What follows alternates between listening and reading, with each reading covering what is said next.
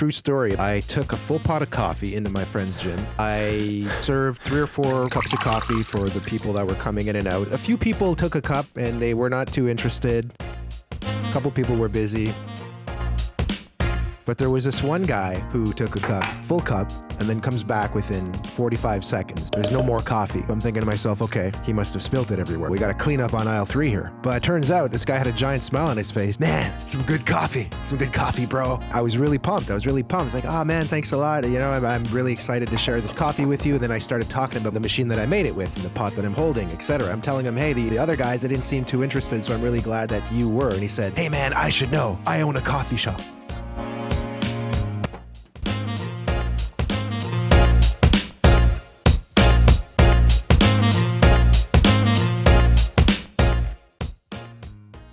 Very quickly, 2 reasons why I made this video. I'm very passionate about drinking a really good cup of coffee. The second reason I'm making this video is because contrary to what you may have heard or what people are telling you, oh yeah, coffee is you press a button. Yeah, sure, if you want to drink mediocre coffee or bad coffee or lukewarm coffee, you just press a button. If you want to drink a good cup of coffee, you need to invest a little bit of time every day into making that good cup of coffee. 4 reasons why your coffee's bad and how to fix it. So the first reason your coffee tastes bad, the beans. You gotta respect the bean. There's 3 ways you can disrespect the bean. You can buy bad coffee, you can buy pre-ground coffee, and you can grind it with a blade grinder. If you do those 3 things, you are disrespecting the bean. We have to stop doing that under all circumstances. The issue with bad coffee is obvious, it's bad. We can move on to the next. The issue with pre-ground coffee is that the essential oils and aromas that make good coffee good are evaporated within hours of it being ground. Whether you're doing it at home or in a factory or in a coffee shop, it doesn't matter. You want to grind it within 15 minutes of brewing. The third thing with regards to the blade grinder, we'll talk about that a little bit later, but I want to be using something else which is called a Burr grinder. The second reason why your coffee doesn't taste good is because you're not using a good machine. A lot of people think they're using good machines. If you're not paying at least $300 or $400, depending where you live, what country you live in, you're not buying a good piece of hardware. It's very simple. It comes down to how the machine is made, what materials the components are made of. If the machine is primarily made of plastic, guess what? It's not a good coffee machine. And I can explain to you the very basic physics of why it can't be a good coffee machine. Good coffee requires water to brew at a very specific range of temperatures, 92 to 96 degrees Celsius. Plastic cannot reach these temperatures, and they can reach temperatures that are below that are still hot, right? But so you're not going to get the optimal extraction with the bean. That's why these machines that you buy at the retail store, if you're not paying at least $300 or $400, it's not made with good materials, which means it's not going to be built to last. So you're going to have to spend that more frequently. Sure, you're saving money on the machine, but you're just going to be buying more of those machines in your lifetime. So really, are you saving any money? If you did a cost analysis, let me know.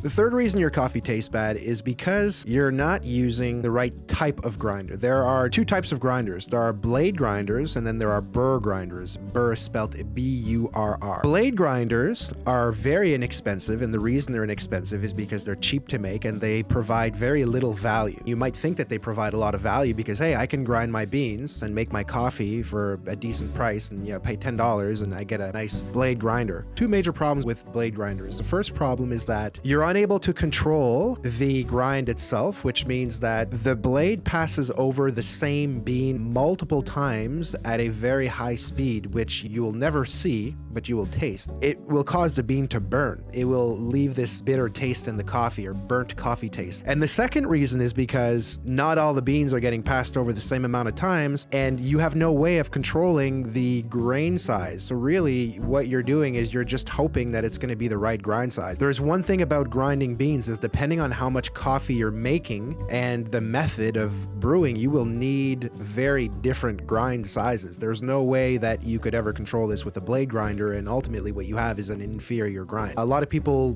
don't pay attention to this step. They'll really just focus on a good machine or think the machine is the only thing that matters and the beans that matter. But if you're using good beans and a decent machine and you're using a $9.99 grinder, right away you're diluting the taste of your coffee by having inferior beans in your coffee.